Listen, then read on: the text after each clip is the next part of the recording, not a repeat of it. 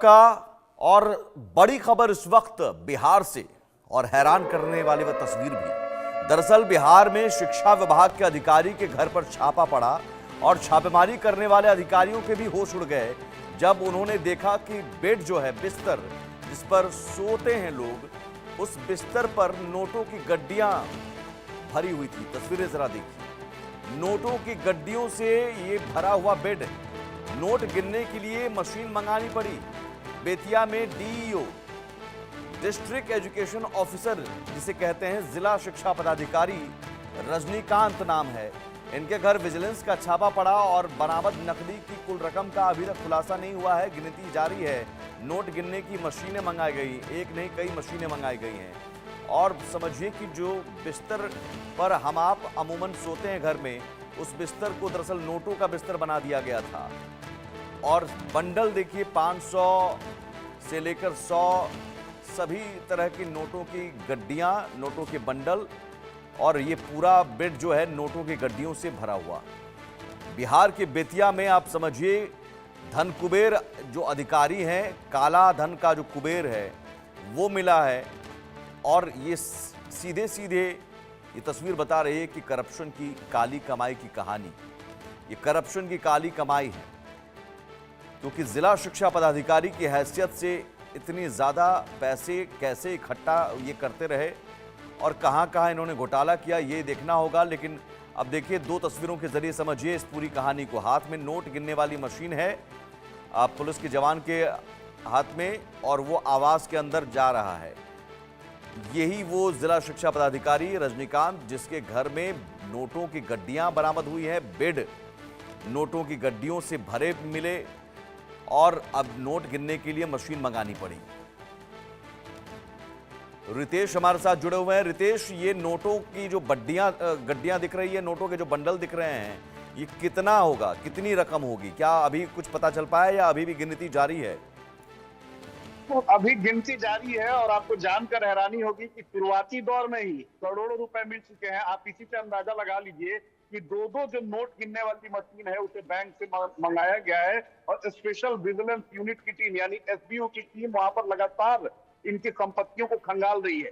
Cash इतनी बरामदगी हो गई है कि अभी जो हमारे संवाददाता हैं बेतिया में, उनका कहना है कि करोड़ों रुपए जो है वो अब तक बरामद किए जा चुके हैं। इसके अलावा चल अचल संपत्ति के कई सारे डॉक्यूमेंट, जमीन में इन्वेस्टमेंट किया है इस घूसखोर अधिकारी ने, इसने फ्लैट में इन्वेस्टमेंट किया है, ज्वेलरी खरीदा है, और इतना शौकीन व्यक्ति था, इतना इसे नोटों से इसे लगाव था, ये बकायदा नोटों की गड्डी का बिछावन बनाकर ये सोया करता था।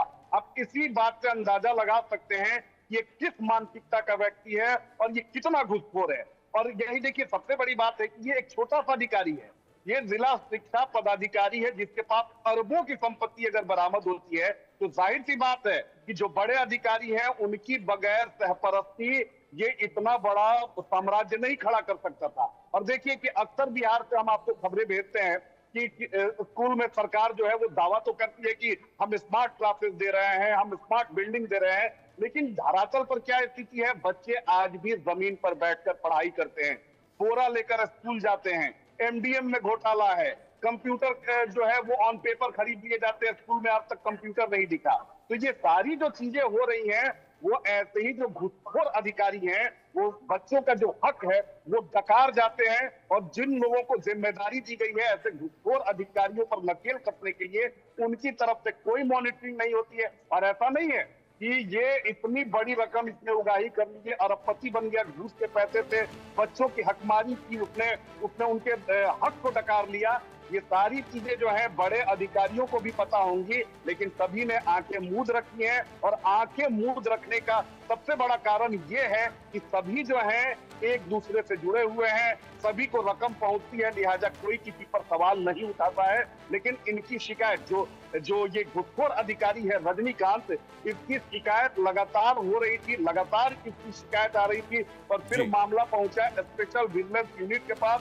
और कई महीने से जो हम अधिकारी हैं स्पेशल विजिलेंस यूनिट के, वो ऑन तो कैमरा तो कुछ कहने से इनकार कर रहे हैं, लेकिन फोन पर जब उनसे हमारी बात हुई तो उन्होंने कहा कि पिछले कई महीनों से इनकी शिकायत आ रही थी और वफादार व्यक्ति भी हैं, लिहाजा इनके ऊपर शिकंजा कसा गया, जाल बिछाया गया और धीरे धीरे जब ये जाल में फंस गए, इनके खिलाफ जब सारी एविडेंसेज एसबीयू को मिला, उसके बाद ये कार्रवाई की गई है। जी रितेश, इससे पहले भी कई बार इस तरह के धन कुबेर जो हैं, काले धन के कुबेर सामने आ चुके हैं। कई अधिकारियों पर छापेमारी हुई तो इसी तरह के नोटों की गड्डियां मिलती रही हैं।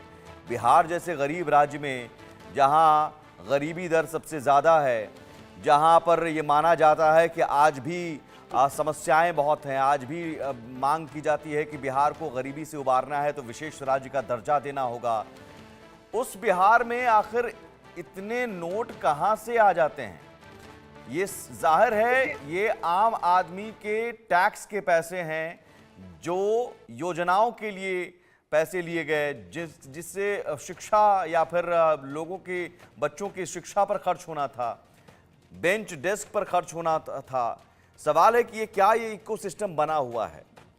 छापेमारी होती है, बरामदगी होती है, फिर भी अधिकारी नोटों की गड्डियां इकट्ठा करने में लगे रहते हैं और ये सब कुछ चलता है दरअसल किसी एक शख्स की वजह से नहीं।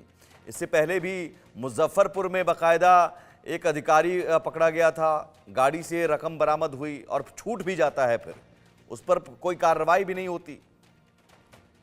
अब बिल्कुल सही कहा आपने, क्योंकि देखिए इन्हें पता है कि इनके आका जो है वो मौजूद हैं और जाहिर सी बात है कि जब इतनी बड़ी रकम वो उगाही कर रहा है तो वो अपने ऊपर जो लोग हैं, जो उसे सहपरस्ती देते हैं, जो उनके ढाल बने हुए हैं, उन तक भी रकम पहुंचती है और इसमें सारी चीजें होती हैं। इसमें पॉलिटिक्स का तड़का होता है, इसमें जाति वाला मामला होता है।